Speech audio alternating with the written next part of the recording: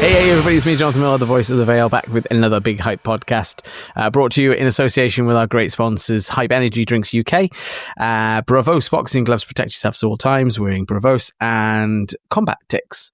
But joining me in his house in the south west. Yeah, the southwest, Cornwall, somewhere in Cornwall. It is. See, now I was going to say Cornwall, and I was like, if I get it wrong, I'm going to get in a lot of trouble with the people from Devon and yeah.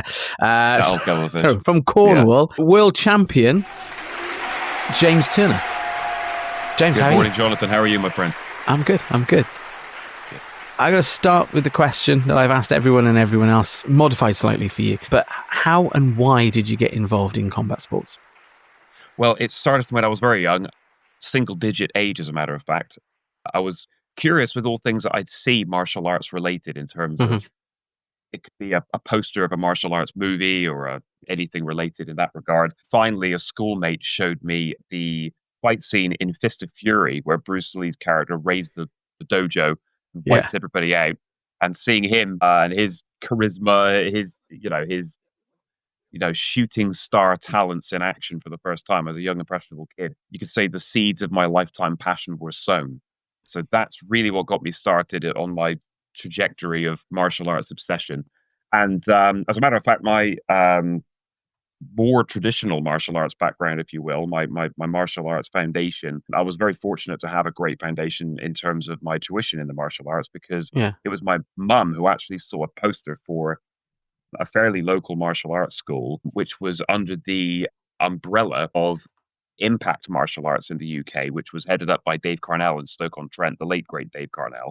And basically through, I guess you could say like a tiered lineage working its way down, this was a training setup or a learning setup that was through the lineage of Bruce Lee himself. So Bruce Lee's top student, his most qualified student, was Dan Inosanto, who taught not only Jeet Kune Do, but also Filipino martial arts that he was interested in, like Kali, Eskrima, also Indonesian Silat. There are some grappling arts. So one of his guys, Cas Magda, started the Magda Institute, who then Dave Carnell in the UK in Stoke-on-Trent took on that particular lineage. And then my instructor, Sifu Ian Nudi, he was one of the instructors for Dave in the UK, all the way down in Cornwall. And Ian's a fantastic martial artist, remains a good friend of mine to this day. And so I trained formally with Ian for many years, and that's really what gave me my more traditional background in the martial arts, as well as, of course, being interested in the whole spectrum of martial arts. So while I didn't have formal instructors on some of the other obvious arts like karate systems, taekwondo, judo, whatever, of course I did, much like the Bruce Lee influence would dictate, that I did my own individual reading and was very familiar with the fundamentals of various martial arts that we all know. So I had a very nice broad grounding in the martial arts. And I think importantly, the mindset of being a martial artist in terms of, Chuck Norris used to say, you could consider Kung Fu the Chinese word for martial arts and karate is the Japanese word for it. It's not so much to get bogged down into the individual styles. Of course, you want to be respectful of all of them, but absorb what is useful, reject what is useless, and add what is essentially your own. And that's just saying that again is just, like you're saying, you're respectful moving forward. And I think that's in a nutshell, isn't it? That's you want to, because not everyone can do everything, but there are certain styles and certain things that fit different people in and obviously finding what fits. And in this case, what fitted you. Gravitate towards it. Yeah. Yeah. So going back into the training structure and the way you started processing. So you started with locally where you were, but then obviously progressed into going and further afield, I'm guessing, from what you've just said. Yeah, well, interestingly enough, it's kind of a bit of, I don't say yes and no, but there are certainly elements of what you just said. So as far as Impact Martial Arts goes, that particular academy, which sadly, it basically disbanded and broke apart in the wake of the death of Sifu Dave Carnell, who ended up in the UK. But the instructors there, as far as the Jeet Kune Do, the Kali, the Silat, in that realm, really... they were world-class instructors in their particular arts. And not only that, we had access to instructors from the States who'd come seminars and North America, Canada, etc. So I was exposed to very high-level martial arts tuition and training early on in that particular field. Now, obviously, when you start gravitating towards kickboxing, which I had an interest in, yeah, that is something of a different realm as well. I mean, there's always some kind of, connect the dots lineage going on, because I mean, Yeah, Bruce Lee was working out with point karate champion Joe Louis in the 60s. And Joe Louis was really one of the pioneers of what became full contact karate kickboxing, because he wanted to do something a lot more along the lines of the predominant combat sport at the time. Of course, preeminent combat sport was boxing. It was really mm, the only one of any note yeah, in the Western Hemisphere. So he said, well, how can we do something like that? Of course, they wanted the money that boxing would entail as well, which, kickboxing, has never really got that kind of momentum behind it. You do it yeah, for the love of it, as I always say. But that was the idea. So really, there's kind of like an unbroken line there. I think because of my martial arts background that I had specifically, and the kind of mindset that I had towards it, when kickboxing kind of came along for me, and I realized that yeah, that was, the specific discipline that I was really passionate about in that regard. I mean, it was a very natural transition for me. I was still working out with my mates in the martial arts that I'd already had, and then of course was expanding further afield and making new yeah, contacts as well. So yeah, it's now, of course, I'm very lucky to say, kickboxing being something of an accessible sport. I'm very good, close friends with several of my heroes in that discipline. Some of the all-time greatest kickboxers. yeah, I'm very, and again, the martial arts attitude. I'm very respectful of those who came before me, and you know, why wouldn't I be? I only, as an impressionable youngster, got into it because I yeah, was trying to follow in the footsteps of my heroes and do what they did. yeah, Yeah, that was really, I guess, the kickboxing bridge, if you will. There was some, like I say, linkage between what I was already doing mm, and the kickboxing scene that came about in the early 70s. So it seemed like a yeah. natural progression for me. Yeah, there's definitely some comparisons. I mean, obviously, we say we're respectful of the people that you went Mm, before. yeah, Boxing is boxing, and kind of similar. We have our meets, and I'm sure that when absolutely. when you go to shows and fight shows, you've Yeah, got if you're in the corner, because I've known you more in the corner and in yeah, a capacity sure. outside of the kickboxing Yeah, sort of yeah, commentary and judging. So I kind of know you that way. But right. again, we're all to come together, all of the experience from, from older hats into the, whether they're referees or judges or, or still cornermen or coaches or whatever. There's always that sort Absolutely. of follow on that people naturally progress through into the sport because it's in you, and you Certainly. don't never sort of want to lose that. Yeah. So there's some similarities. Going back to what you said about the sort of the training with the martial arts in the 60s and 70s. I know, Mm, I certainly watched some of those films going into my teens and stuff. And sometimes you don't. Some of the stuff that you were seeing wasn't exactly as one discipline or mm, another, and it was kind of a bit of a hybrid of sort of different styles that came together for movies, yeah. which again, I think I could say to myself, well, I went to a karate class or jiu-jitsu class, actually, not karate class. And I was Okay. like, oh, this isn't like I've seen on TV. Yeah. A I little bit know it less wasn't. theatrical. Yeah, Yeah. again, there's more. And I suppose now, you watch some of these combat films and stuff, which we'll come to in a minute. Yeah. There's some of the stuff that they throw about. It's like pro wrestling moves, and there's spinning back kicks that no one can do because they're all on wires nowadays as well Yeah, to make it absolutely. look Yeah. good. Yeah. Yeah. But yeah, so I mean, obviously starting out young. When was your first time in the ring? Then when was that?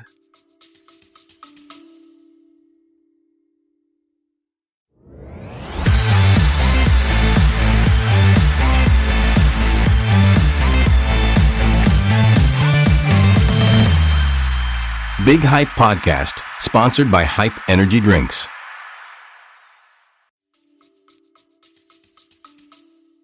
Well, competitively started actually because I was very much in the impact martial arts scene, which Mm, it because again the Jeet Kune Do, the Kali, the Eskrima, it was very much for the sake of practicing the martial arts. So it wasn't the most sport driven martial arts kind of environment. mm, My interest in kickboxing kind of came along, like I say, on my own volition. That was the rabbit hole that I was gravitating towards as I was yeah, educating myself and reading and this and that. So by the time I was in my teens, in impact martial arts, actually they started arranging regional stick fighting competitions where you'd actually use Cali sticks, put on okay, American football gear, and you essentially go at it that way. So that was one of my early competitive experiences. So I did several of those tournaments, and got a taste for eye on the prize, winning the championship trophy, and etc. And this is right around the time that in my martial arts movie watching fandom as a youngster, I found my guy in Don the Dragon Wilson, and he was a world kickboxing champion. So this is all converging at the same time, and I'm getting into the history of kickboxing and how it came up in the 70s, what have you. So that was an early competitive experience for me. I think my instructor Ian also knew at the time that I had an eye towards moving into professional kickboxing. Yeah. So by the time I turned 18, I was already moving in that direction. Now, between, like I say, the martial arts kind of organization that I was a part of when I was growing up, that was winding down. And some of my other contacts that I had in the martial arts fight scene down here, I think a variety of circumstances basically dictated that I was interested in doing what we call full contact kickboxing or American kickboxing. Long pants, all kicks above the waist, do it the proper old school way. Okay. We call it old school. I mean, everything has to start somewhere. But I'm just saying, these days, of course, the K1 rules are more popular, or what you call international rules, where basically you've got punching, kicking, low kicks, shorts, knees. It's not my preferred discipline, only because with the full contact, I think it really does. You're purely kickboxing. You have to be able to box with your feet and use your hands. And just the whole aura of that particular sport, it was just, for me, that was my jam. So it was fairly difficult to get fights early on. It even took literally a few years before I was even able to make my full contact debut. And I was keeping myself busy doing other things, training and competitively. But my first full contact professional fight was actually against a former British champion, because the opportunity was there, and I did it because what else was I going to do? With the contacts that the people who were looking after me at the time had, that was what was on the table, and I was young and full of piss and vinegar, as the saying goes. Excuse my Italian, but and I went for it and won a unanimous decision. So I've throughout my professional career, I started at championship level, you would say, and have remained there ever since.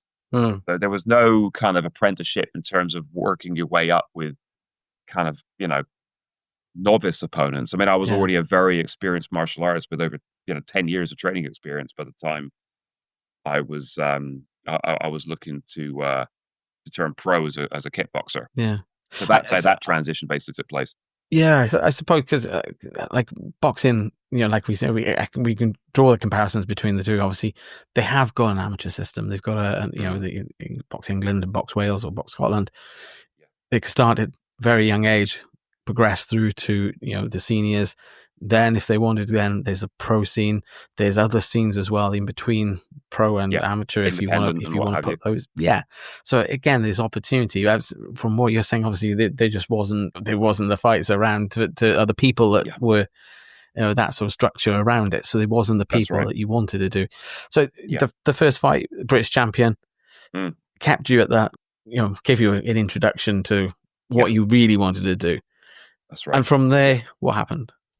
Well, from there, I continued on that path. So again, the fights I'd already kind of established my level. So I continued to operate against good quality opponents. I know that my second pro full contact opponent went on not long after we fought to win a European title for an organization. That was in K1 rules, but we fought in kickboxing. Now, there were some what I call wilderness years where it was difficult enough for me in kickboxing in the UK, at least, again, with the contacts that the people who were looking after me had at the time. Yeah. Where if I saw potential opportunity, I was told by, like I say, the people who were looking after me and ran the gyms or whatever, it's better if it comes from a gym. Don't you contact them. I'll contact them and I'll get the fight set up. And more often than not, fights would fall through or not get made or whatever else. And it was, and I think the people who I was with at the time were not as well connected as they may have thought they were. So there was quite a lot of time that was not utilized effectively. Now, in the meantime, I did have 7 K1 fights, and I was I won most of them, but A few of them, I wasn't happy with the way they turned out. For example, I'd be fighting in the backyard of the opponent. It was like the opponent's home show and all that kind of stuff, which is fine. It's how the sport works. I mean, you set yourself up for success. I mean, guys own gyms, they put on their shows, and they want to obviously give their own talent an opportunity to progress, and that's fine. I just felt like, I had a draw with a reigning world champion in case. And that particular fight, it wasn't even for a world title. I think it was for an English title. But I mean, my personal opinion, I won that clearly. Every world kickboxing champion that's seen the video since agrees with me that there's no world where I didn't win it. Yet it was a draw. So I had in those 7 K1 fights. Again, it wasn't the rule set that I really wanted to compete in anyway. So I did that, and the last one I did, I was fighting an up-and-coming Polish K1 fighter. He was actually a training partner of one of Frank Warren's boxing prospects at the time. Okay. He was, that particular guy went on to win, I think, like an international light heavyweight title. I actually watched it at home on Box Nation, not that long after. But I fought his training partner, this undefeated up-and-coming K1 guy. Yeah. And I won that fight by decision in the main event of a show there. And I just decided at that point I wasn't going to proceed with any more K1.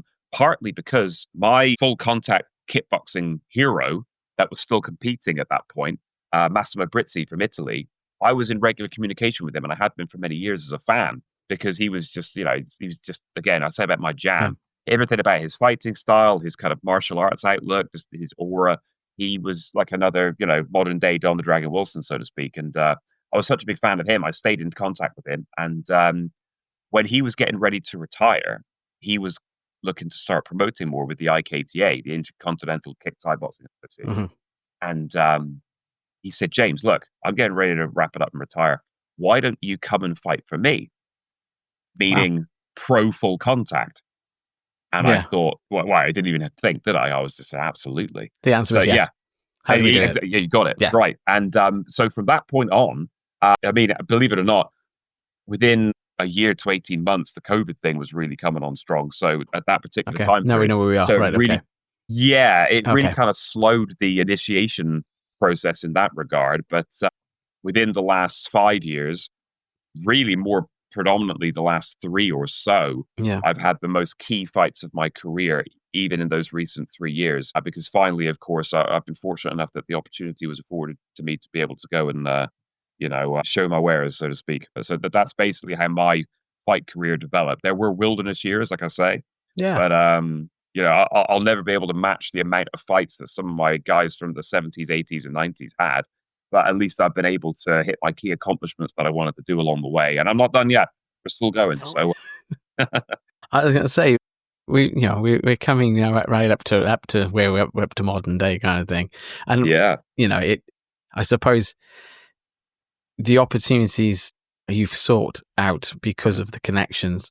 And like you say, there is always that kind of, you're in a gym, you don't want to step on people's toes and upset the balance. You need, this is the thing. And like you say, that I can kind of, I can understand from, if you don't ask for it, you don't get it. It's just, it was that sort of simple for you, I guess. It was kind of, if I don't get this stuff sorted because this is where I want to go, they keep saying, oh, do this K1, do this K1, do that. Very much so. Kind of understandably that you wanted to do, and you have done as much as you have now with that connection. Yeah, you've hit the nail on the head, John. That's exactly what it was. I mean, you being, the martial artist at heart that I tried to be, and martial arts people, they can be, I would say quite proprietary, what have you, but there was a natural order, and I didn't want to be rude or whatever else. But before you know who you are, you're so wrapped up in the process of training. Oh, there's a fight coming up. Oh, no, it's cancelled. Oh, you're training. Oh, okay, this one, actually, we're going to build this one. Mm-hmm. The years are ticking on, and I was not fighting anywhere near regularly enough. I mean, my guy, like I say, my hero who got me into kickboxing in the first instance is a great example. There was a time when Don the Dragon Wilson would fight at least once every couple of months, usually once a month. And I thought that my apprenticeship in my 20s would look like that. And it was nothing like it. I was fortunate to fight once or twice a year, as if I was already like an established champion in his 30s, which is exactly what I am now. Now that schedule's fine. That's kind of like the natural order of things. Whereas back then, I really would have liked to have had more activity. But, I can't say I have any regrets at this point, because I did the things that I felt were right at the time. Everything from trying to be respectful for those who, as it turns out, specifically for full contact kickboxing, did not have the connections that maybe they thought they did or what have you. But of course, then that probably gave Massimo Brizzi the impetus to say to me, do you want to come and fight for me? And just the fact that now I'm still doing it, but I'm doing it on the promotions of this guy that I, idolized, it makes it all the more sweet. So I can't, there were times when I thought, I kind of was getting a bit of a bitterness towards the whole thing because I felt like I'd missed, some opportunities and the direction wasn't quite in the way that I had originally envisaged. And it certainly wasn't through lack of hard work, hard training and doing my best. But like you say, fostering my own connections in the martial arts world and kind of taking it by the scruff of the neck and getting myself out there. I was thrown a lifeline by Massimo Brizzi for sure. Yeah. Was there ever a time you thought, do you know what? Fuck it. I can't be bothered. Excuse my French, but I can't be bothered. It's just so difficult to do and be, as you say, fight after fight. How do you mentally? How do you deal with that? Mentally, it was difficult for a time there, and I remember my dad said to me one day, in terms of my what I was doing all this training and other things in life that I could have taken advantage of. Like, for example, I'm sure we'll get a little bit onto the acting side of things, films and what have you. I wasn't. Yeah, sure. Why not? Right. I wasn't actively looking at that at the time as much because I was so focused on the fight thing. And my dad said, James, but you're not fighting. The fights are coming up and then they're disappearing and they're not happening. He said, it's like you're living in a fantasy land. And I had to really think about that comment and say, what am I even doing? I'm just training. There's no fights. And so mentally it did get tough. I think right around the time, I remember I had an injury coincide with a fight fall through and it was I was in a bit of a lull mentally. It was quite depressing in that respect. But right around that time, I had some things going on. So Massimo Brizzi put the idea into the ether.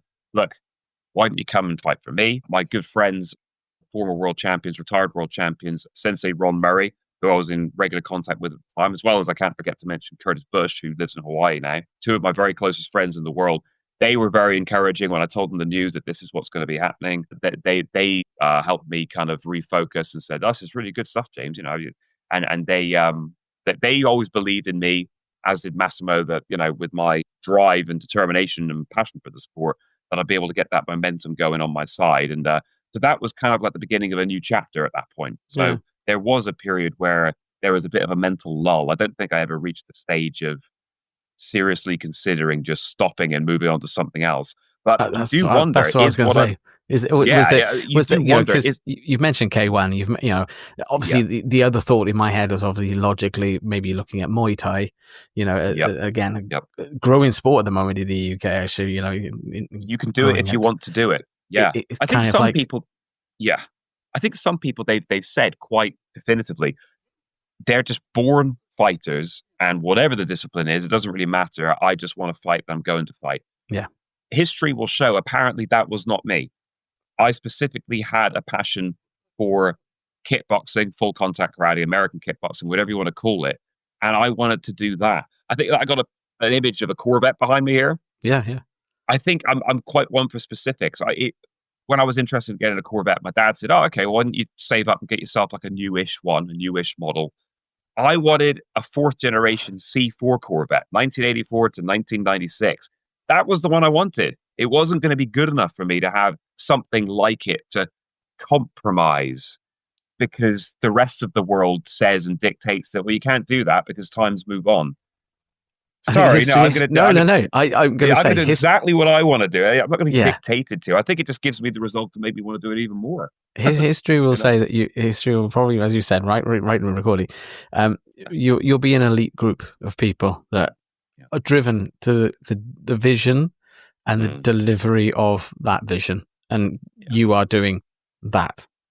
Yeah. You have your vision, you have your drive, and you're going to get there. Like I say, that speaks volumes in itself. So, thank you very much. I like to think if I could be a positive example in any respect, that it would be that. Don't compromise. You know what's right for you, as the lyric of the Jimmy Jameson song "Never Too Late" says.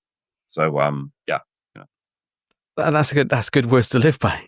That is good words to live by. So that kind of brings us up to, so COVID was out, as you say, wilderness years. Was that wilderness years in regard to just traveling on the road, just trying to get fights? Was that just... Yes. So, I mean, I was, in a way, strangely enough, COVID was not necessarily the worst period of wilderness years for me. Mine was slightly before that, like a few years leading up to that. Then when Massimo Brizzi retired from fighting, was getting more active, promoting, invited me to come and fight for him on his promotions in Italy. It was really when that was all getting ready to take off. I actually had a fight within a few weeks scheduled for March of 2020 in Italy. So and you can imagine that's one that, just exists as like a poster now. Yeah. That one did not happen. No. But as COVID, it would kind of come and go, and it would, the restrictions would ease up and then they'd go away again certainly in terms of international travel. So I was actually able, towards the back end of it, start going out and get my fight career momentum going again, specifically with the IKTA. And I remember that first, because I hadn't done a full contact kickboxing rules fight in several years by that point. I'd been doing the K1 stuff. And I remember the first time I went out there and I did my fight, got out of the ring, and I looked down at my long red satin kickboxing trousers on, and my legs were still light as feathers. I hadn't had shin clashes and low kick. I thought, this is great. I could just go out there. I can pump out those kicks. I don't have to worry about checking any kicks, or you have to kind of hold back a little bit on your kicks when the low kicks are involved, especially when they're inside and outside, both legs. And, especially the way the K1 rules were often, you could say, the interpretation of them on the UK fight scene. If you hear K, it's usually spelt without the hyphen, which is meant to accompany K1. I don't know if that's a copyright thing or what, but you always say like, K1 rule. Yeah, I don't know. Generally, it got more and more common where you'd be able to actually catch the leg, hook the leg, and then kick the supporting leg out. Which, believe it or not, in the real K1 organization founded by Master Ishii in Japan, that was not actually a valid technique for the majority of that organization's history in the glory days. But for whatever reason, that technique was in. So as a kicker, somebody who went out there through a lot of kicks, I had to just modify my kicking style to be able to counteract that. But of course, in full contact, where you're literally just boxing and kicking, I mean, it just felt so great just to get back into what I was doing and what I loved. I had my kick boots on and my long pants, and I was just letting them go. And I thought, this is me for the rest of my kickboxing, my fight career. I'm not doing anything else. This is it until the day I hang them up. And that's what I've been doing since. And rightly well, and it's led you to what happened. Was it last month or the month before? June. Yeah, it was actually June. Of course, I think we spoke. Oh no, because that's right. You were not at the last XFC for. I know. I'm sorry. I was scheduling reasons. I know. You were in big demand. Contract. You were. Your talents were graced upon another promotion elsewhere that they were very fortunate to receive. But I was in communication with you, of course. I was very much in communication with you for that particular event. I'd let you know that I had this fight coming up. And of course, we were trying to get this together for a little while. But I have to apologize. I was just so busy coming and going with everything. But I said, didn't I? I said, it might be better to talk about it after the thing's done. Yeah, and I agree. So it might work out for the best. Yeah. And I've had a few of these that have we've been trying to do. They've gone into camp. This is things, it. Things have happened, yeah. And these things happen, mate. It's the fight game. That's what it is. Absolutely. And it's sometimes better to sit back, relax, and reflect on what had gone on. So June was the big world stage for you, world championship shot as well. How did it go? Tell us about it. Yeah, it was great. So in the lead up to it, I won the European title in 2022 and had a couple of fights in the interim as well. Did some exhibitions and what have you.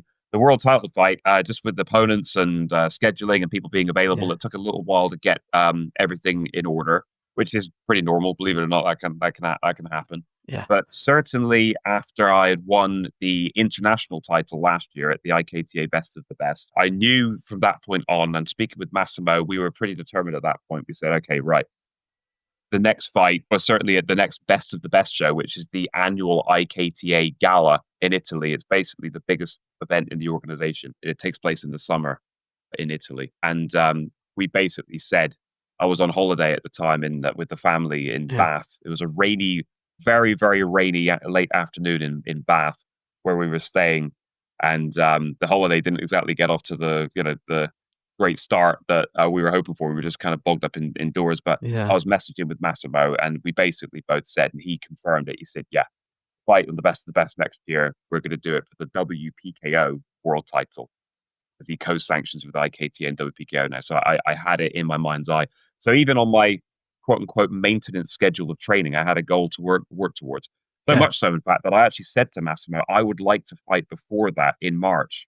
I'd like to fight to get every bit of momentum on my side. I'd like to be ring ready. I didn't want to have a year because there was a show in November of last year, and I wasn't able to get an opponent for that. It just didn't work out. But there was a guy who was scheduled at who came up, a name that came up in the very last week, I think it was. But by the time it came up, I wasn't able to get travel arrangements and everything else sorted out in time. So, yeah, I wasn't able to compete on that show. So rather than have the break of what would amount to the best part of a year, I said, can we try to reschedule that one for March? So I fought a young up-and-coming K1 rules stylist. He fought very much he's an Italian guy, but he fights very much like a Dutch kind of stylist. I fought him in the main event of an IKTA show in Italy in March, won that unanimous decision, and that gave me the I felt the in-ring preparation that I needed to then just 3 months later go right into the world title fight. So I was in May, I was driving the legend that is Bill Superfoot Wallace around the country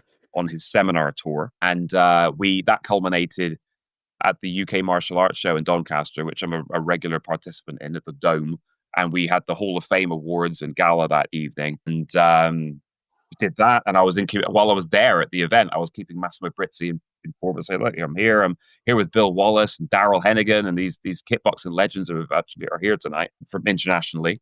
And the next morning, I had a message from Massimo Brizzi. Is that right? Here's the opponent. Happy with everything? I said, absolutely. And then it was set. From the beginning of May to mid-June was basically when I wrapped up my training camp officially. I had an opponent named and it was on, and I was super motivated. And of course, you have to be careful when you're that motivated to avoid training injuries, which can always crop up. You have to train smartly. There's always that risk of pushing yourself too far. Oh, there is.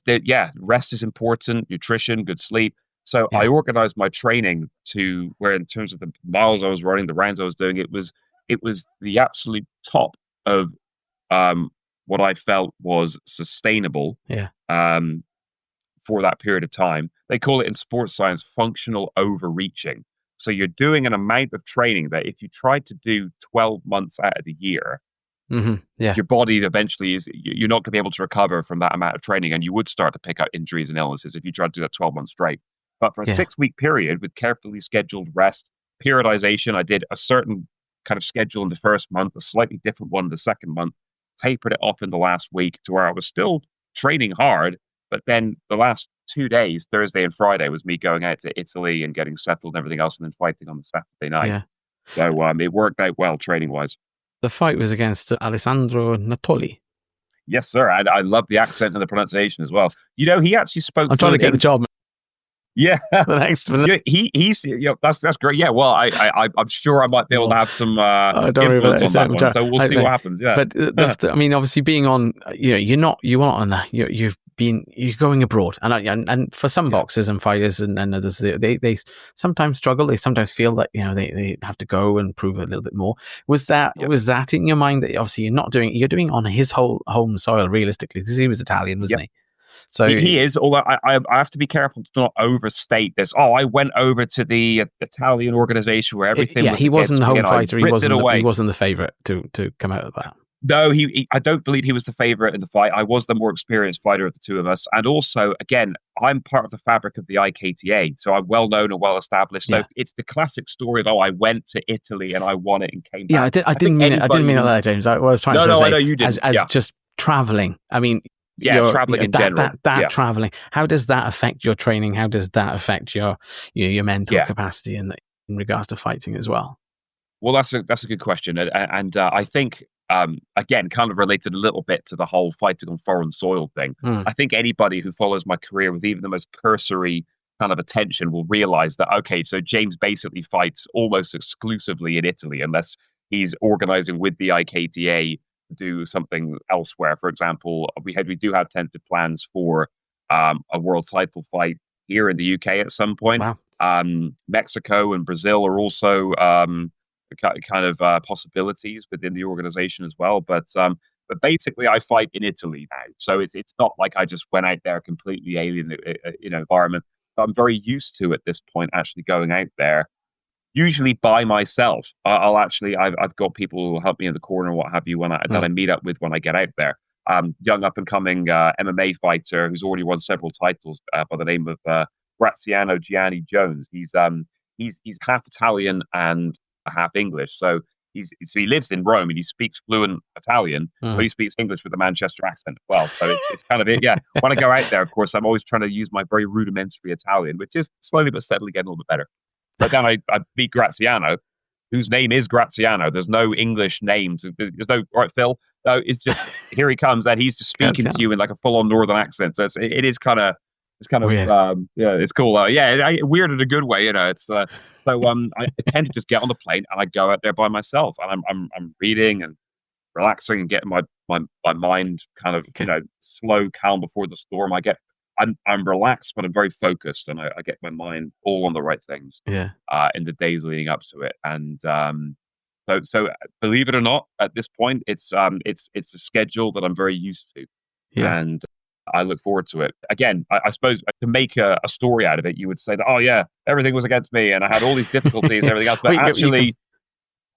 You could make the narrative out of that one. That's up to you. You want to play the narrative. Yeah, but the way I like to look at it, and if I could impart a little bit, we'll say wisdom, if you will, fighters listening to this, if you're able to establish yourself with an organization and build up a certain familiarity, you kind of get into your routines. It all becomes as normal almost as going to the gym and going through your warm-up and getting into your groove. So for me now, very normal for me to show up at Bristol Airport, go through that whole process. It's the same corridors, it's the same that you get on the plane. I get on the other end, I go to the same place where I stay, and everything's all set up. And it was like clockwork. Everything was like clockwork. I mean, I'm not going to say I didn't have some minor injury niggles and some little things that were kicking off, which is pretty normal, especially when you're training at that level for a world title fight. But overall, I mean, I was extremely driven. I mean, it's obviously my life's goal to be a world kickboxing champion. And, whoever was going to be on the other side, I mean, they were they were going to be against, as driven a kickboxer as you could find, who had made it his life's, mission. So I don't know if that.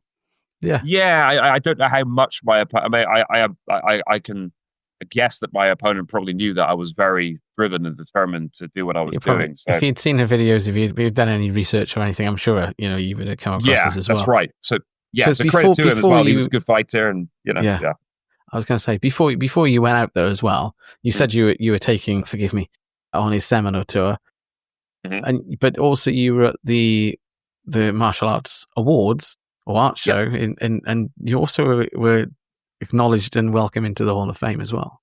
Yeah, that's right. It was very, very, very honored to be there, to be able to receive that. I was given the Martial Arts Superstar Award as my induction into the 2025 Hall of Fame.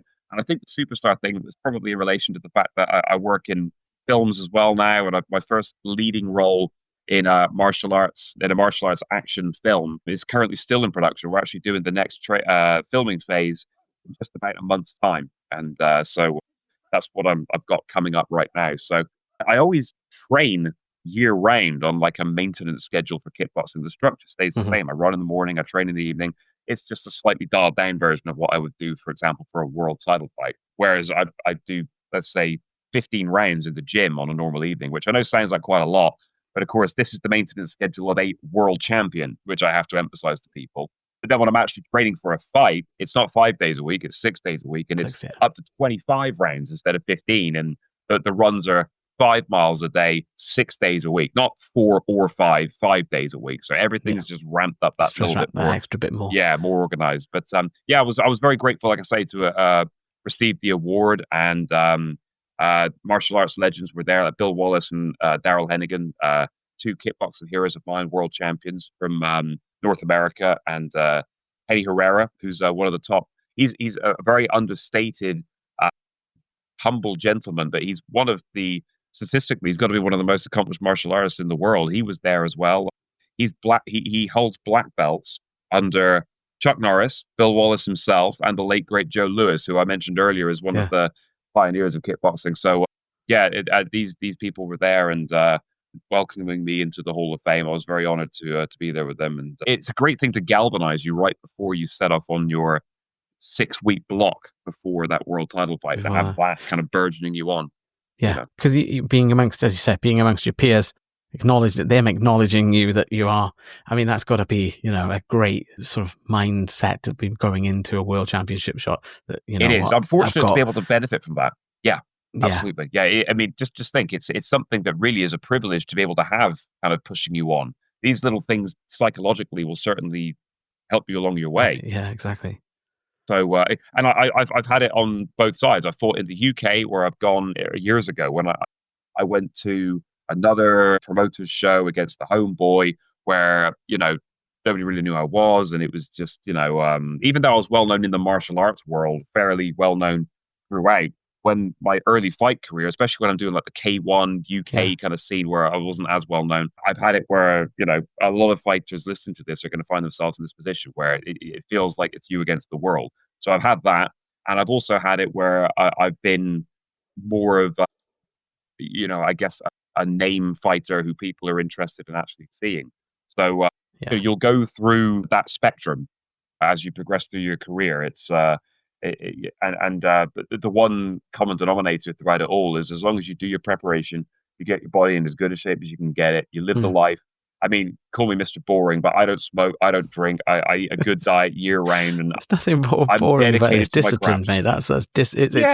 You know what? I'm a martial artist. It won't stop whenever I do stop fighting, which I don't. I mean, I can say this: my training now, it's smart and organized, but it's still hard. I still train more than most. Certainly when I don't have a fight coming up, I don't know too many who still will make sure they're running Monday to Friday. Yeah, going to the gym in the evening. I do pay attention to rest protocols, as I call them, because injuries can come up. Overtraining is a real thing. Injuries can occur. Illnesses can occur. Especially at my age now, I'm 35, and I'm not saying that in like a negative. People say, "Oh, you're 35. You're putting like a negative mindset in yourself." No, not at all. In fact, several of my kickboxing heroes won world titles far beyond my age. The most outlier example I could think of, I mentioned Sensei Ron Murray earlier. He had his first pro kickboxing fight at 36. So that's a year older than I am right now. And he won his third and final world title at the age of 58.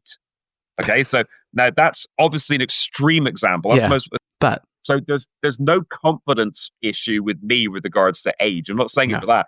I'm just aware, though, that I'm realistic. So at 35, your recuperative powers are not going to be the same as when you're 25. So you do have to just be a little bit careful. I'm arguably training more in some ways than I ever have, because I've built up the capacity. In my early career, I was running like 3 miles a day. Well, now I've built up that engine to be able to run 5 miles a day, 6 days a week when I'm training for a world title fight at a fast pace with sprints and the whole 9 yards. But I can do it as long as I pay attention to the architecture around it and make sure I'm recovering well, eating well, sleeping well.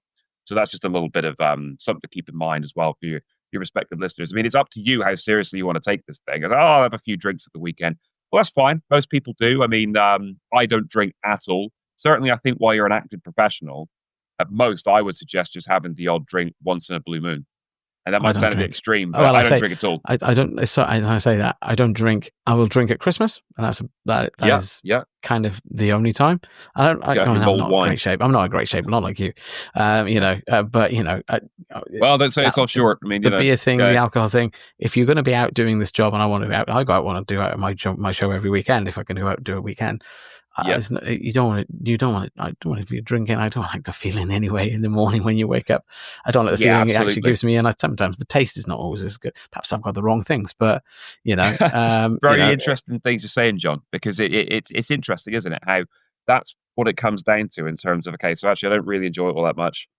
No. I don't like the feeling it gives me. So you've made a sensible executive decision in your own life to say, I'll have a social drink at Christmas because it makes sense. We're all a bit merry. That's great. But a lot of people, they get into certain behaviors because of just, I guess, the social norms of the environment that they're in.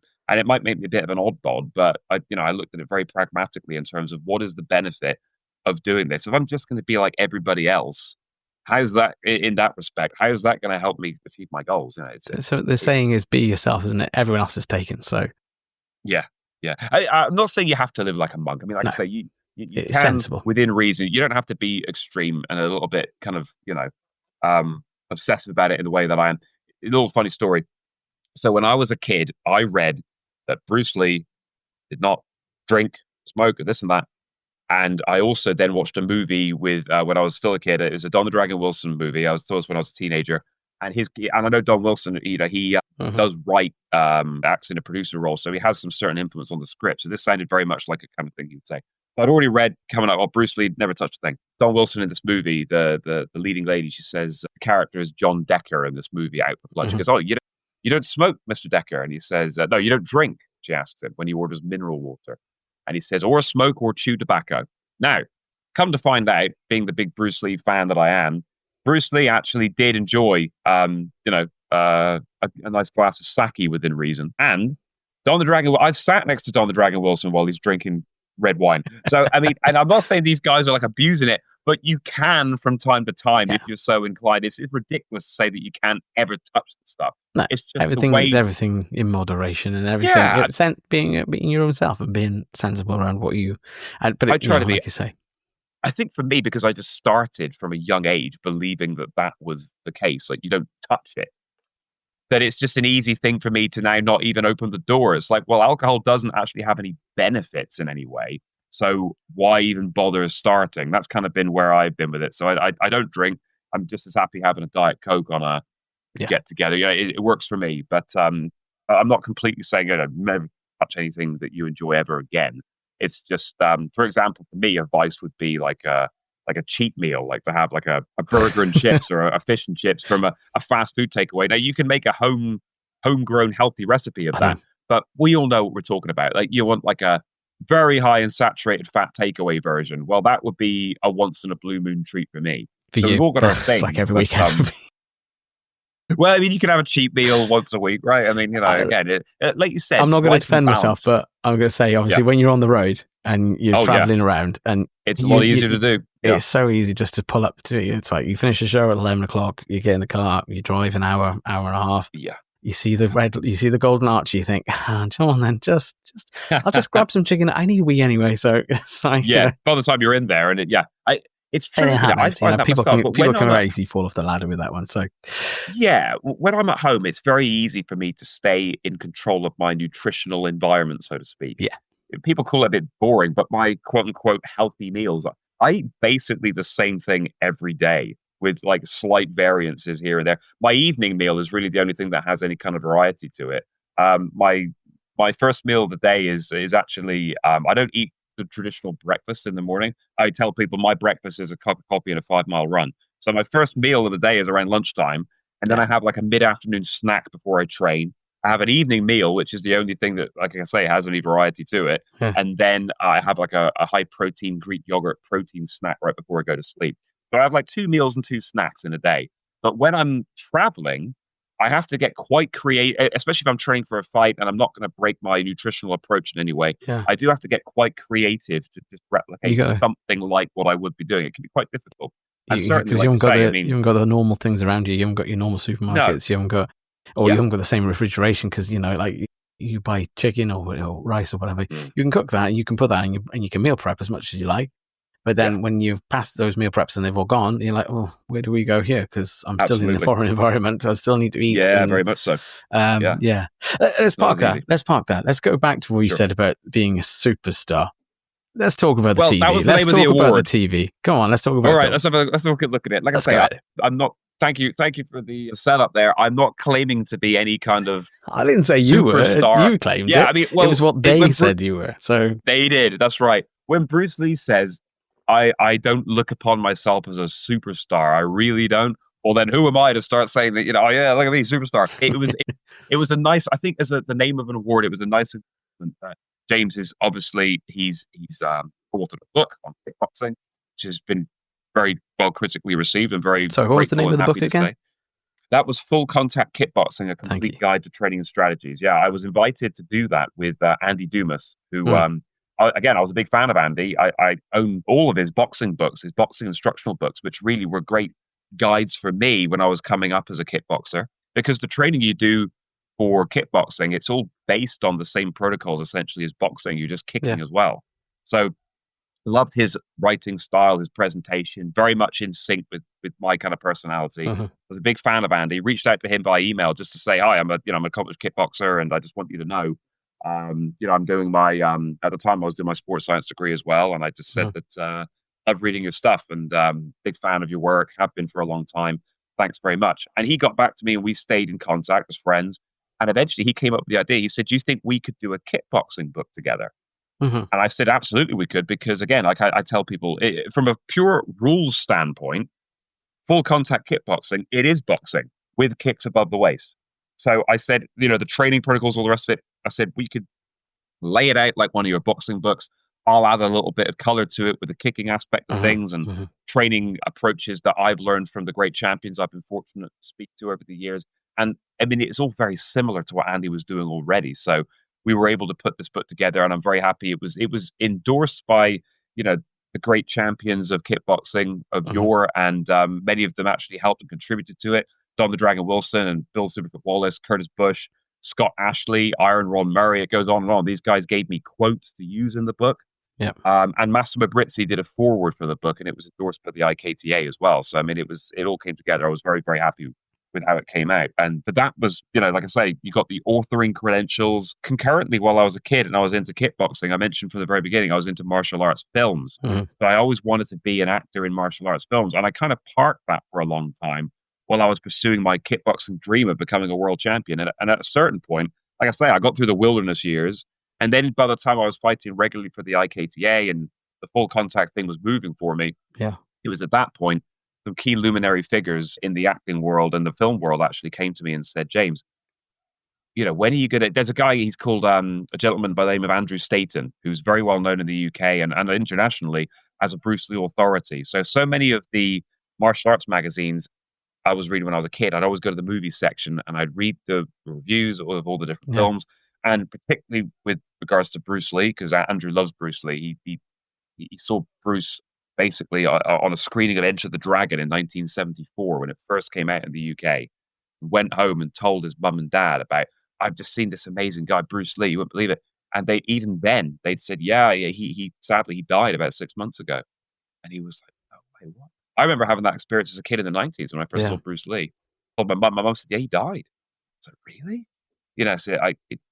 But he was touched by Bruce from an early point in his life. People who are Bruce Lee fans, it's hard to explain that he has a real deep, profound importance in your life. It guides you through your life. Yeah. So great friends with Andrew over the years. First time I met him in person and told him I've been reading your stuff since I was a little kid. It was like we'd known each other all our lives. And every year he'd see me at the UK Martial Arts Show and he said, James, I haven't seen you in any films recently. And I'd say, yeah, I know, Andrew. I've been busy with the book or fighting, whatever it was. Yeah. And then one year he said, oh, James, I haven't seen any films recently. I said, oh, no, yeah. He said, right, come with me. We're going to do an interview with World of Martial Arts Television. Basically coerced me into sitting there and saying, hi, I'm James. Yeah, I'm a kickboxer, all the rest of it. But I'm moving in the martial arts film world. So watch out. But basically how this interview played out.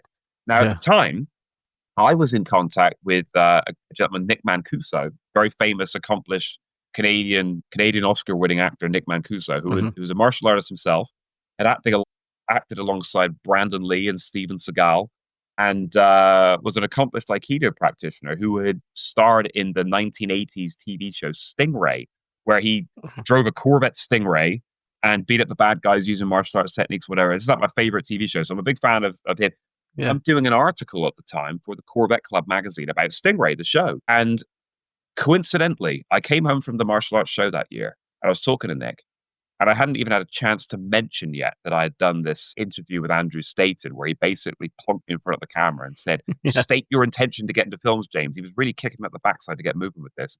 And it's not that I didn't want to. I was focused on doing this at the time. And of course, he was trying to get me to do it concurrently, which was about time, And I got home, and Nick said to me, great, I saw you at the martial arts show, the Hall of Fame, etc. Fantastic. He said, James, you really should think about a career in film. First time he'd mentioned it to me. And I said, well, you're not going to believe this, Nick. Just this past weekend, Andrew Staten has just done the same thing. So from that meeting, I was able to get the ball rolling right there and then for the people who were at the show with Andrew and what have you. I went to a screening of Enter the Dragon, which actually was in commemoration of the 50th anniversary of the film and also Bruce Lee's passing. And while I was there, a gentleman by the name of Dean Meadows, who, again, I followed him since I was a kid. I'd followed his writings in martial arts magazines. He's a good friend of Andrew Staten as well. He actually, on the spot, offered me a role in Dracula Rise of the Vampire as the martial arts fighting villain. So, and it all kind of snowballed from there. I'd been theatre trained, acting, singing, dancing, all the rest of it since I was a kid. And I had a national diploma in acting, actually. And again, I parked that for many years. But I got back on the horse. I was taking acting lessons with Nick, and just preparing for my acting roles. Yeah, I concurrently, I was actually training for my international title fight last year in Italy while driving up to the set and shooting for Dracula, because the schedules just happened to converge at the same time. So I managed to pull it off. But that was definitely, there wasn't any social life or anything at that time, I can tell you. It was twice the a day dedication training. to the cause, mate, in that one. It was quite something. So yeah, that's how that all came about. And right now, like I say, The Butterfly, which is written and directed by Matteo Scarfo, who's actually Nick Mancuso's cousin.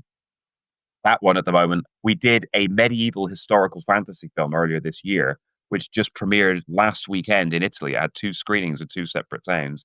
It's not a martial arts film. Maybe there's some sword fighting and what have you. I was the lead in that. I mean, it was like an acting piece for me, really.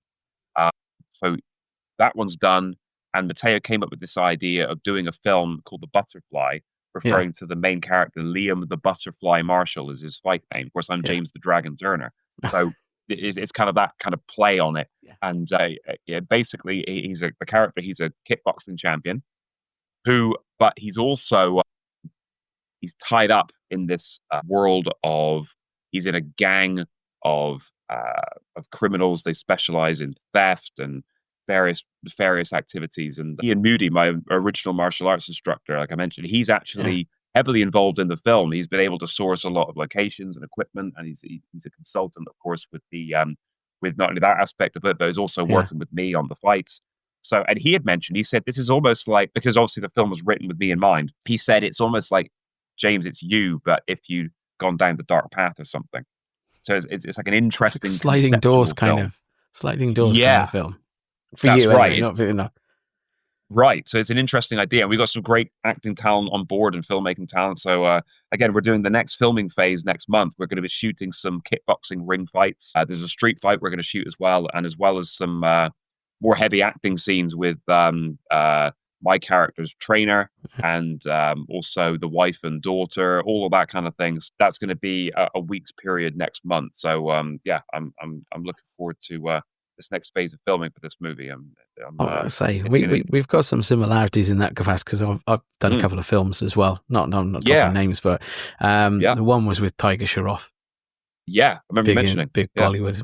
The other one was Orlando Bloom. Doing the film called The Cut, which I had to keep quiet until, but I've never seen, and I haven't been able to see it because it's not anywhere. Anyway, it went to a film, which I call a festival. It hasn't been released anywhere else.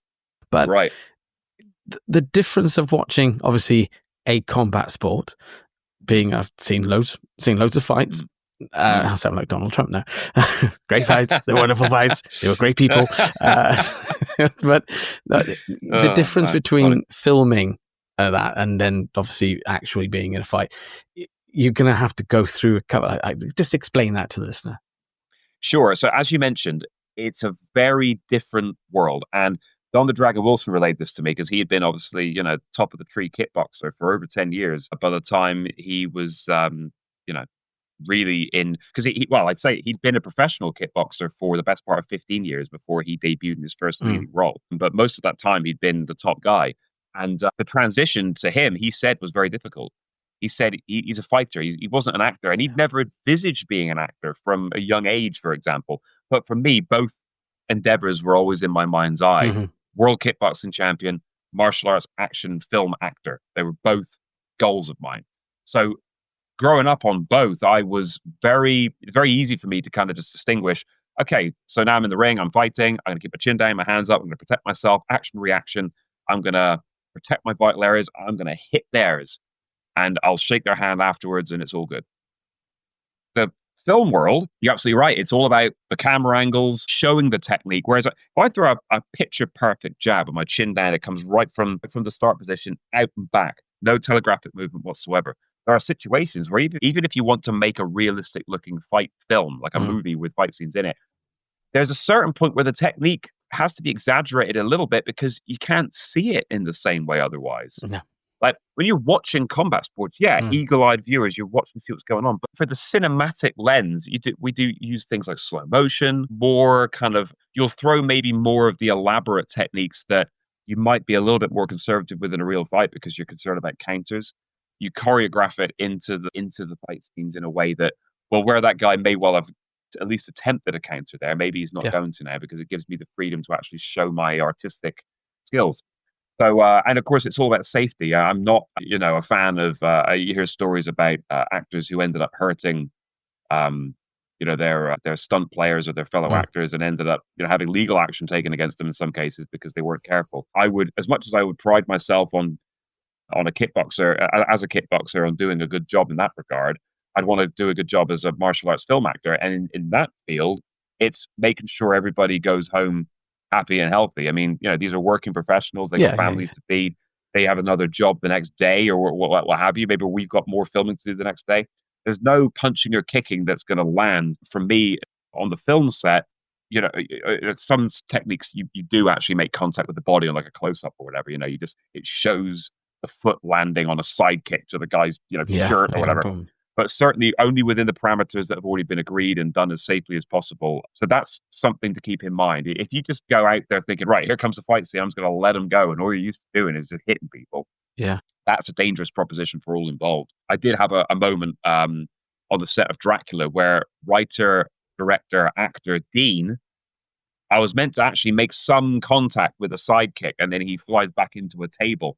But we just got out of position a little bit because he's fighting a couple other people before I step in, and we're just a little bit out of position. And it landed a little bit closer than I wanted it to, and he went back and dropped to the floor, landed right on his coccyx basically on the concrete floor. And I mean, honestly, I was horrified. I thought that I might have really hurt him there for a second, and it's not a nice feeling.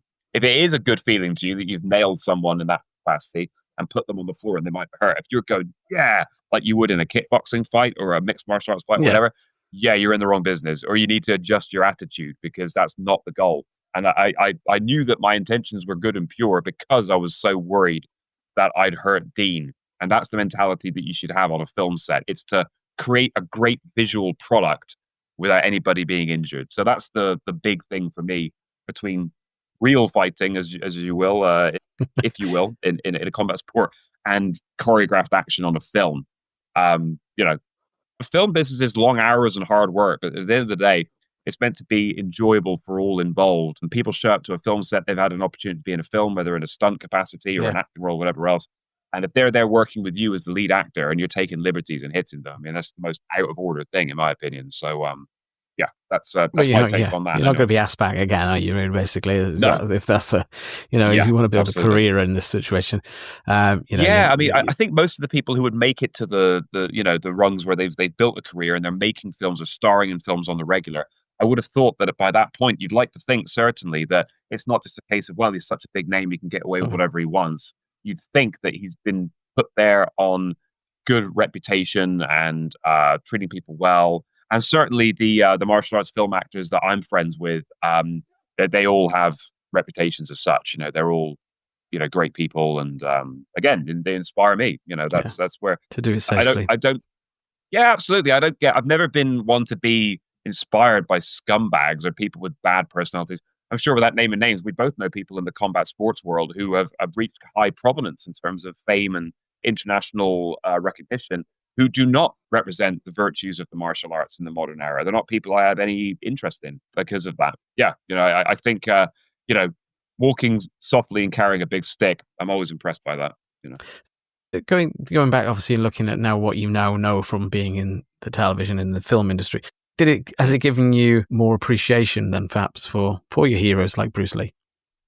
Absolutely, yeah, you're quite right. And because again, I mentioned it's long hours, hard work, and Bruce obviously being a massive pioneer in terms of the kind of choreography that you would see in a martial arts film. I mean, when he went from the States back to Hong Kong in the early 70s with an eye to starring in martial arts action films, the popular films of the time were wire work, sword play, very kind of period piece fantastical films, if you were, fantastical fantasy-based films. Bruce was interested in having, more grounded hand-to-hand combat kind of fight scenes. And so he really pioneered that. As far as before that, it was kind of like the John Wayne reach back and throw your best Sunday punch, which is all great stuff, don't get me wrong, but we see a lot more martial arts choreography in all films now. Yeah. It's assumed that the hero of a film has some kind of hand-to-hand combat training at a fairly extensive level, so they're going to bust out some moves, so to speak, right?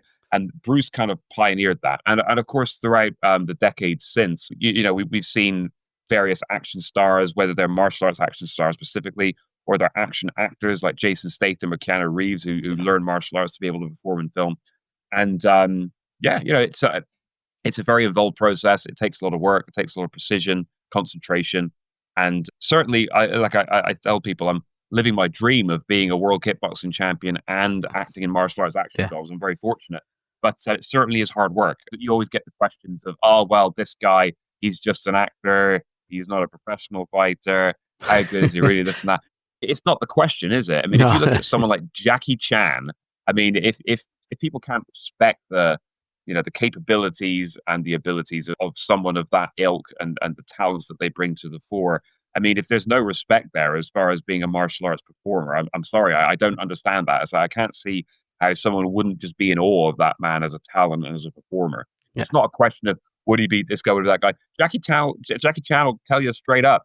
He said Bruce Lee beat everybody, but everybody beats him. That's Jackie Chan's big line. That was just very modestly stated. I know for a fact that Jackie Chan is a good martial artist and would be a handful. Don't get me wrong. Bill Superfoot Wallace told me that. But nonetheless, I mean, it's not the question, is it? When you've got a performer in films, I just sit back and admire the talent and the abilities. Of course, in the UK, we've got Scott Adkins as our biggest sport. Again, he's a legitimate, highly trained, very capable martial artist. Not a professional fighter, but that wasn't his path. His big thing was martial arts film actor. He wanted to do that since he was a kid, and he worked hard at it, got himself in the very best of shape, worked on his skills as far as a martial artist and an actor, and he's fantastic. So you've got to respect. But to answer your question, the respect is absolutely there to the hill. You've got to remember. I think what you say about Jackie Chan, Jackie Chan put himself in through a lot of this. When you watch his films, it's always a lot of stunts and stuff. And you're right. He comes through, but he's a lovable character. But that's right. To be able to do it, that and do it sort of like badly in inverted commas. Yeah. So make it look like he's not actually landing punches and all those sort of things. Yeah. It reminds me of what Les Dawson used to be. He's like Les Dawson used to play the piano really, really badly. But do you know what? Right. Actually, to be able to play it badly, you've got to really play it really good. It's because that way then you're not, you can live with the mistakes. You can live and make it believable in the fact that I can't play. But it's very clever, isn't it? I love that kind of comedy because I come from a musical family, and nothing will make my mum and dad laugh more than someone who's obviously playing off kilter or singing out of tune for the humorous effect. It just gets them going like none other, and it's a heck of a talent to be able to do it, like you say. Exactly. You mentioned some names. I mean, in some great films, Transporter, Jason Statham, John Wick series with Keanu Reeves, and Keanu Reeves done a lot of other great films as well. Is that sort of where is that progression? Is this where James want to see himself go? I mean, you've accomplished so much already. What else is next for James? Yeah, it's a good question. I mean, obviously, those films would represent A-listers. So you're talking, obviously, Hollywood, big budgets, massive exposure, theatrical releases. An aspiring actor, that's what they look at as being the summit. That's your kind of pinnacle of success. Now, of course, I've got an interesting point of view on it because I grew up, so many of my favorite martial arts films, while successful in various respects, they weren't necessarily, the A-list studio films, so to speak. More cult classic. Of them, yeah, right. I mean, a lot of them are now affectionately put into like the B categories. Like my favorite martial arts film actors, for example, Don the Dragon Wilson, Gary Daniels. Gary Daniels is also a British world kickboxing champion who went on to act in martial arts action films. So obviously he's another great example for me. But they had what can only be described as highly successful martial arts action film careers. But again, people make these delineations. Yeah. When you're talking about what's the success in the film industry, do you have to be starring in Warner Brothers, 20th Century Fox, whatever it might be? If you make a career out of successful films, they're making a profit, they're getting out there, the fans love them, even though they're from smaller studios. Like, it's in the combat sports world, people say to me, well, James, why don't you try to now go and be a UFC champion? Well, because the UFC, as far as has a lot of money behind it, and from the public perception, that's the pinnacle of being a combat sports athlete for someone who's doing anything other than boxing, basically. Yeah. And so my passion is full contact kickboxing. It might not be the biggest money sport anymore, certainly. It never really was, even compared to boxing. But I'm just saying that's what my passion is, and I want it to be a world champion in that. So, I mean, it really depends on what your goal is. I mean, I don't have a thing where I say I just want to star in lower budget films and stay there and never do anything else. I'm not saying that. I'm just saying I think the measure of success when it comes to films, people can look at it in quite a binary way. And I don't necessarily think it's as straightforward as that. So many of my favorite films, like I say, are not the biggest budget films, but they were good films and they were successful because they made money on top of their budget, right? But these things have gone on and continued. I mean, copyright on these things. So, you retain copyrights and this is now perhaps a little bit more business oriented. But if you're creating content, and the long-term effects of that is that it still creates some sort of revenue from copyright or being used by businesses, being used, I suppose in the way that one of my friends who goes to all of the amateur shows used to film stuff, and he used to film every bout. Right. Yeah, great. Sell it to the boxers, the parents, whatever, the kids on the day. But then he was getting contact from like Frank Warren and Matchroom and saying they wanted content from his infant all the way through, and some he had, some he didn't. He catalogued it all. He kept knowledge of it, and that in the film industry is very much the same. You look at the Transporter series. For example, I mean, it wasn't a great movie. It was quite low budget relatively. The second one, obviously, and the third one had more investment in it, but the very first one, but it's a great movie. It was the foundation, wasn't it? Set up so much more to go and to grow. Absolutely, yeah. Yeah, that's right. You're absolutely right. Yeah, I mean, so much of everything needs a foundation. There's always a foundational beginning, and certainly with films. If you look at Bruce Lee's first movie, The Big Boss, Golden Harvest at the time was a relatively new studio. I mean, Shaw Brothers were really well established in Hong Kong at the time. Raymond Chow was the producer, was a former Shaw Brothers employee, went off, started his own company. If only they'd known at the time what they've just done in terms of we've acquired. Oh, this guy Bruce Lee. He was Taito, apparently. Yeah, right. If only they knew, right? Yeah, exactly. That's right. Time. And the first film, it was a good film, and it was shot on a modest budget in Thailand. And as a technical film, it was a little bit more rough around the edges than by the time you get to, say, Way of the Dragon, which is Bruce's directorial debut, actually. The Golden Harvest Concord co-production that it ended up being. Yeah. Now the budgets are up, and now by the time you get to Enter the Dragon, now we're talking, Warner Brothers co-production. So everything has to grow from somewhere. So as far as my goal, when as a kickboxer, it was very straightforward. It's like I will be a world champion. There's no doubt in my mind. I'm going to do this. That's the goal. It's very very straightforward when it comes to the fight career. That's what I'm going to do. Film wise, for me, it's a bit more along the lines of it might sound a little bit more kind of non-defined in some respects compared to that. But to me, it's still as straightforward as far as a tangible goal, in my personal opinion. That is to make films that I like, first of all. If I can put myself in a position, which I'm very fortunate to be able to do right now with Matteo Scarfo, the writer and director of The Butterfly, a film that I like the concept of, and I'm able to actually express my acting and martial arts abilities in a way that I believe to hold true to my own personal core values as a martial artist and an actor. And if people, importantly, enjoy the films, then that to me is a success at whatever level. I mean, of course, when you're looking to do something professionally, the money is nice, and like it or lump it, money does make the world go around, of course. But like my dad has always said to me, if you chase money, it will run away from you. If you chase success, the money comes to you. So that's just the natural order of things. If you do something with sincerity and with integrity and look to be the best you can at a particular area of expertise, then the rest of it kind of follows suit, is what I've found. Very wise words. My goal is to make movies that I feel passionate about. And of course, I'm very fortunate to be able to do it. So I'll do it with gratitude and to the best of my ability all the way through. You said earlier, obviously, forgive me again. Yeah, you said one of your heroes had his third world title at 54. Oh, okay. So now, funny you should mention the age 54. I don't know if I said 54 earlier. Ron Murray, the legend that he is, the incredible man that he is. Iron Ron Murray. Yeah, he is humble enough that he sometimes doesn't even get the dates of his own incredible accomplishments straight. And I've playfully kind of grilled him for this a little bit because I've gone around bragging about how great Ron Murray is. And it turns out, from a statistical standpoint, if you were trying to put like an impressive number on something, the number I was quoting wasn't even as impressive as it could have been. Because I was telling people that he won his last world title at the age of 54. But going over some old magazine articles and what have you, looking at the dates, I'm looking, 2007. Turns out he was 58 at the time when he won his last world title. Yeah, I mean, it's insane. Where would you like to see yourself? Where would you like if let's say the dust is settling, the career has taken you, and you've done what you wanted to do. You've made films that you want to make, and you're happy, and life is good. What's left for James then after that? What do you do after that in your retirement sort of stage?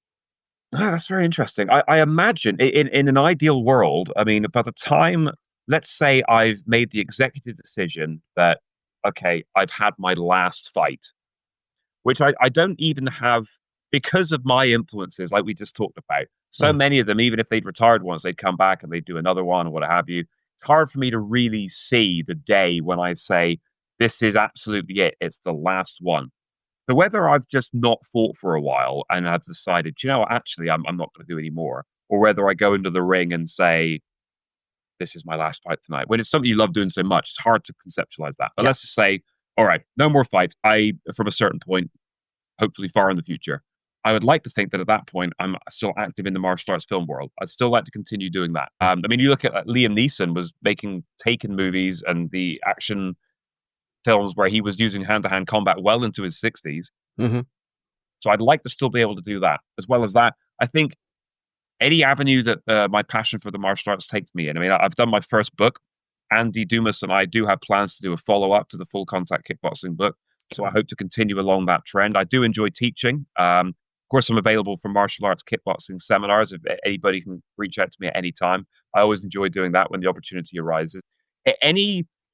Anything that really enriches my passion for the martial arts that I enjoy doing, if I feel like people enjoy it and they get something out of it as well, that's, ultimately a great fulfillment. Of course, being a fighter for so long, I was inspired as a youth to be a martial artist by the people who inspired me. It was always in my mind that when I was coming up as a fighter and now as an actor as well, that I'm going to be seen by people who may be inspired to do something similar to what I'm doing, which always makes me feel good. And when I teach martial arts, there's a satisfaction from doing that is uniquely its own. You don't get it any other way when you're doing something that really is having a positive effect on others, and you can see they want to do something like that as well and kind of carry on that fine tradition of fighting or martial arts. Yeah, that's a great thing. So anything, of course, professionally, whatever I'm doing, I would hope that it would be financially viable. But but at the same time, as I mentioned previously, I think following your passion and finding a way to make that work in all respects, if you're fortunate enough to be able to do that, well, you've got it made. So that's what, to your question, that's where I'll be going, whatever that entails. Whatever that entails. Well, we wish you every success in that, and wherever it takes you, whatever you do next. James, we have a closing tradition on our podcast, which is here it comes. Either or. So, right. James. Chin down, hands up. Here I go. Here we go. James the Dragon Taylor. Round 1, seconds out. You ready? Let's go. I'm ready, sir. Seconds out. Southpaw or orthodox? Southpaw, every time. Body shots or headshots? We love a headshot finish, But you got to set it up with the body. That side kick more often goes to the body than the head. So just to throw a spanner in the works today, I'll say body shots. Good. Train alone or with a partner? Most of the time, I train alone. I train myself. But you have to put emphasis on, of course, when you do have the oversight of a third eye, he may see something you can't see. We all need sparring partners from time to time. So out of respect, even though, I mean, I'm on record here, you can hear, your audience can clearly hear me say that I do train alone most of the time, and I put great value in that because I'm in charge of it. But you have to give respect to those who help you. So for that, in that vein alone, I will say with a partner to give respect to those who help me out. Early bird or night owl? For a fighter, I think it's often beneficial to be an early bird. I think the discipline of getting out in the morning and doing running and training, whatever else, it can go a long way. Not everybody sets up their training that way. Remember, David Hay used to work out with his sparring partners at midnight because he knew he was going to be fighting late as the main event. But just for the sake of good habits in the good old traditional ways, maybe it's a little bit of a straightforward way of looking at it, but I'm going to say early bird. Works for me. Heavy bag or speed bag? So the speed bag, are we talking about the teardrop hangman bag for hand-eye coordination? We're talking more about that, keeping those hands up. I know with you it's going to be the leg, but again. Yeah. I will say that I'm going to say I don't use the speed bag anymore. I kind of eliminated it. I felt like it wasn't the most direct or functional way to use my time in kickboxing. I know a lot of boxers still spend a lot of time on the speed bag. I'll be honest with you, I stopped using it. I do use the heavy bag, which is considered the meat and potatoes of the power and stamina building aspect of the solo workout. So I'm going to say heavy bag with a caveat. I think that shadow boxing, when done correctly, is arguably more beneficial in some respects than even the heavy bag work, because you don't have the restriction of when you hit a heavy bag. Don't get me wrong, it's like hitting a body.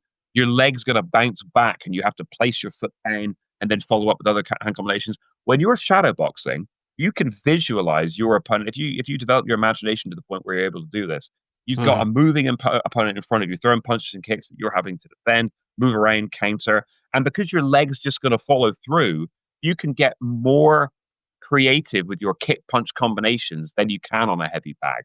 So for me, for solo training, which again, I say I do most of the time, I don't really have a regular pad holder. I get sparring partners in and then I train alone. But my solo workout, the one that I do a lot, especially the first month of the 2-month period of my training for a fight, heavily based on Bill Superfoot Wallace's routine. So I walk into the gym in the evening. I ran 5 miles in the morning. I walk into the gym. If it's a weight training day, I do that first. And then the first thing I do in my kickboxing workout, 8 rounds on the bag, 4 rounds shadow boxing, hands only, 4 rounds on the jump rope, and then 7 rounds of shadow kickboxing only. And I'm non-stop. I incorporate defensive and counter-offensive movements into that as well. But I am punching, kicking, moving, slipping, non-stop for 7 rounds, and then I finish off with push-ups, sit-ups, all that kind of thing. But so I heavy bag and shadow boxing are right there for me. Right there. Apologies for probably the longest answer to the question you've ever had. I know it's meant to be rapid fire. I'm giving a little bit of color to my answer. I've never thought of shadow boxing in that capacity. Now I do. But most people, they go, okay, I'm shadow boxing now. They just kind of lightly, they do this and they look around. They look in the mirror and they pose a little bit. If you shadow box and throw your punches and kicks full clip, like I mentioned, Bill Wallace did, and several others. So it should be a power building exercise. If you do your shadow boxing first before you go into the bag, you should be covered in sweat by the time you get to the bag. So you throw your punches and kicks with full speed, full power. Shadow boxing is as good as anything you can do. You're unrestricted. Cool. My opinion. The dog or favorite? Oh well, I tell you, if you're the underdog, you've got you're galvanized in your resolve. You're determined. You're going to say, "I'll show you." So even though I have to say, as a well-known champion, my last several fights, I have been the favorite, and there's a certain amount of confidence that you get from being the favorite, to where you're walking tall, and it does work in its own way. Even though I'm sure psychologically you put yourself your back against the wall anyway to bring that out of you. So even when you're the favorite, you're kind of treating yourself as a little bit as an underdog. And anyone who's the favorite, I would have to think at a certain point was the underdog at some point from the very beginning. So when I was a kid and I was into Bruce Lee and all the other kids were into Pokemon cards and I was into martial arts, everybody else was into football, I always felt a little bit like an underdog, like a bit of the outside guy, or That's the fair odd one out, whatever. I think it drove me early in life. So even though now I'm often the favorite in kickboxing, I would say, I'm going to say it all starts from being the underdog. So if I had to pick one, I'll say the underdog. That's where I came from. So there you go. Yeah. Are you more of a person in the gym, or are you more of a person outside the gym? Training in the gym, training outdoors. Which one? Yeah, I'm a bit of a gym rat. I mean, even my morning runs, most of the time, they're on a treadmill, which people would say that kind of takes, yeah, right. It takes away like the romantic idea of running up the snowy mountain in Russia and Rocky It's that IV. Rocky. It's that Rocky, isn't it? It's the aesthetic. Yeah, my argument is, depending on weather or what have you, people who only run outside, invariably, they're not going to be running as much as me throughout the year, because some days you just can't run. The weather's not good enough. We do live in Britain. In Britain specifically is what I'm saying. So I run all year round. Monday to Friday, I'm running. It's at least, if not Monday to Saturday, especially if we've got a fight coming up, I run 6 days a week. 6 days a week. And for me, it's very simple. I can replicate the intensity of outside running as much as possible. You can manipulate the incline. I make sure my speed is set. On my constant runs, I'm always doing at least 7-minute miles or faster. That's my rule. 7-minute miles or faster all the time. And of course, I can do the sprints. I can specifically speed, time, and heart rate measure them down to the nth degree. So I mean, if I was training for a marathon, I'd say, yeah, run outside, train for what you're going to do. But my running is to be a kickboxer. Yeah, right. And you're right. The platform's different, isn't it? You're in the platform of a road marathon is surface of road. Therefore, it changes under every footstep. Whereas on canvas, it's pretty much the same. It's not like you're running massively, although some canvases obviously a little bit more give. A little bit more than otherwise. Yeah, you're right. And again, like you said, I run to be a kickboxer. I'm not running to be a runner. If I was only running, I'd run more outside because I'd have to train for what I'm doing.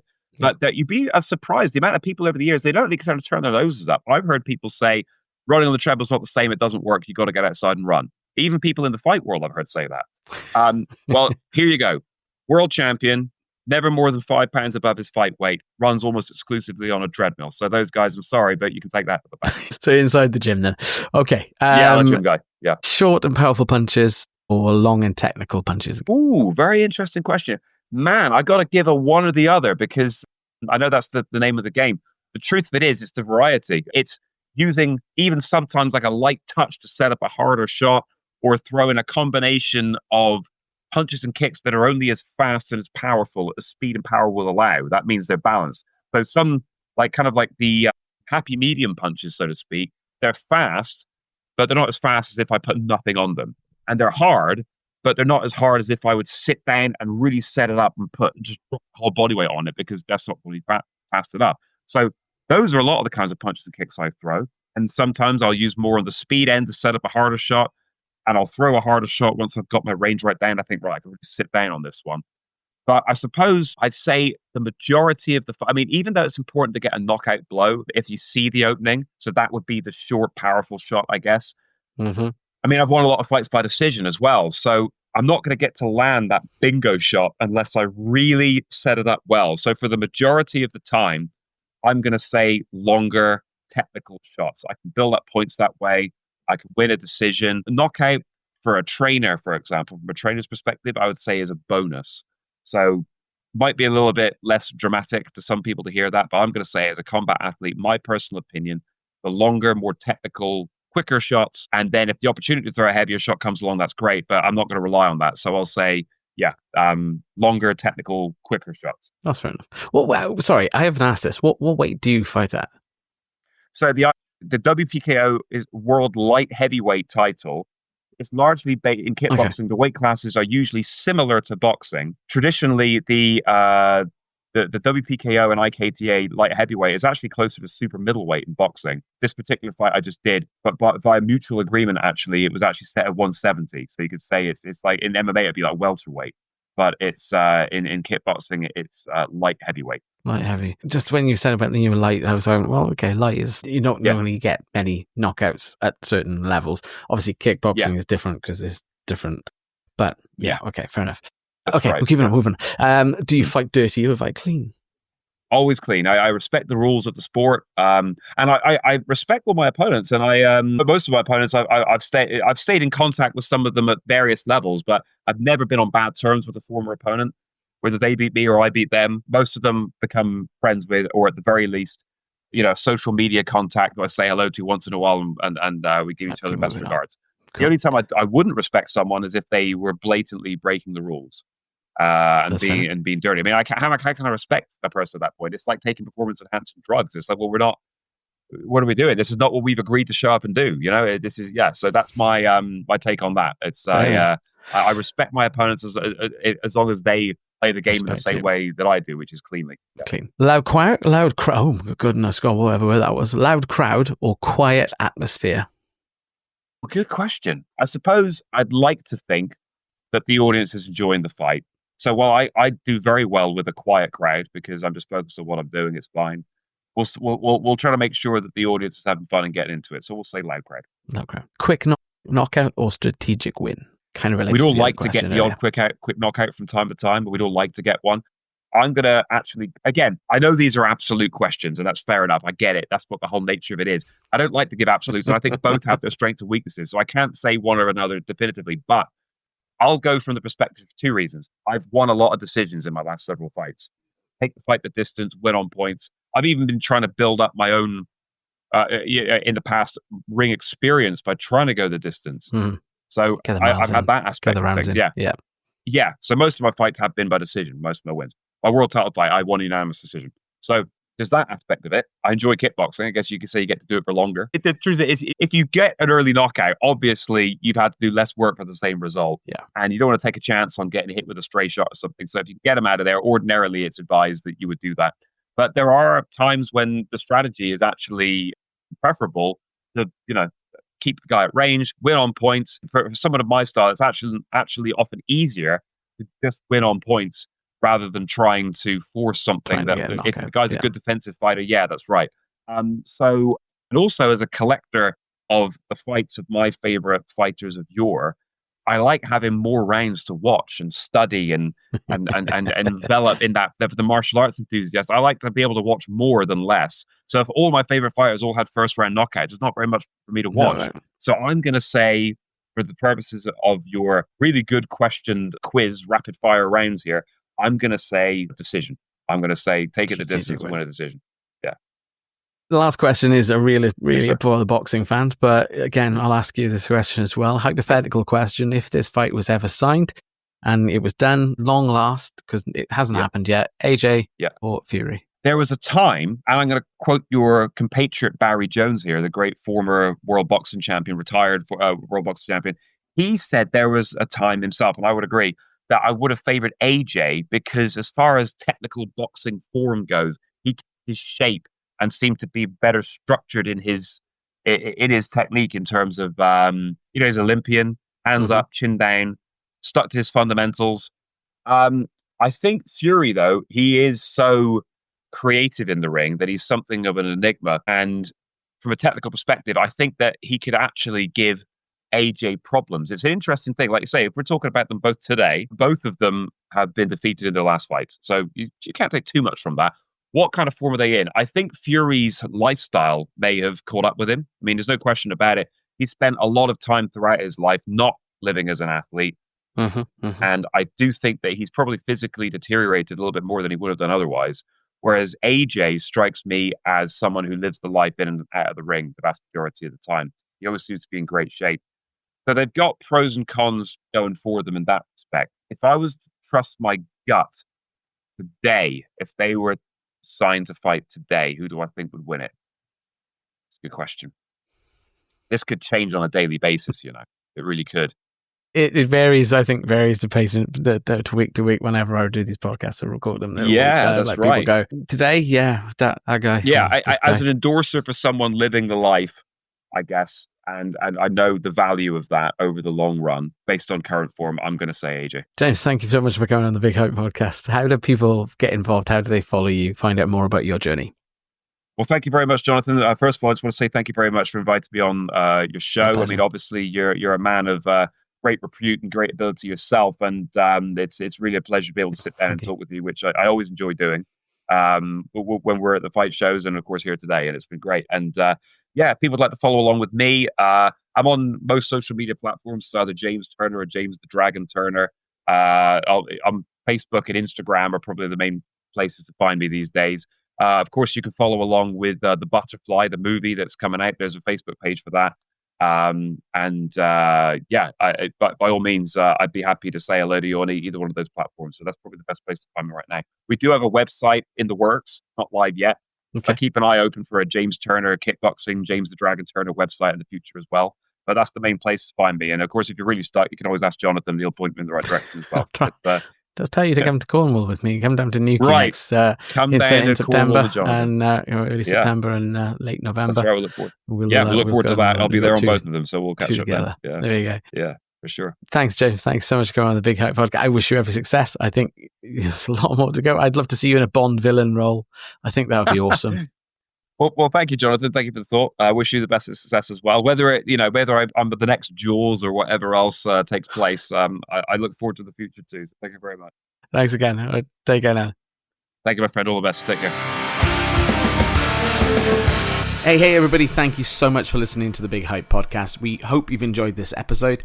And really, I just want to ask you personally, if you could just send this on to a friend. Send it in their text, to their socials, to WhatsApp, whatever.